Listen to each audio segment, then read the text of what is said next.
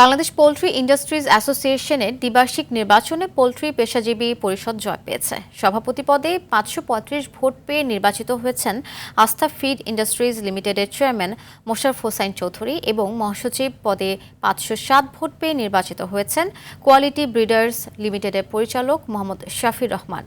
সোমবার মতিঝিলে অনুষ্ঠিত এই নির্বাচনে ৫৭৪ জন ভোটার অংশ নেন।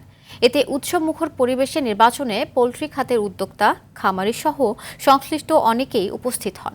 নবনির্বাচিত সভাপতি খামারিদের প্রত্যাশা পূরণ ও আধুনিক প্রযুক্তির মাধ্যমে পোল্ট্রি খাত উন্নয়নের অঙ্গীকার করেন।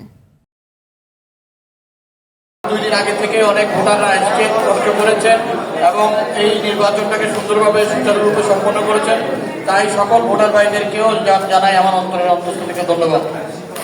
এবং আজকে আগত আইন শৃঙ্খলা বাহিনীর যারা এসেছেন, যারা এই নির্বাচনকে সম্পন্ন হওয়ার জন্য আমাদেরকে সুরক্ষা দিয়েছেন, সকল ধরনের রিপোর্ট তারা দিয়েছেন, তাদেরকেও আমাদের পক্ষ থেকে ধন্যবাদ জানাই।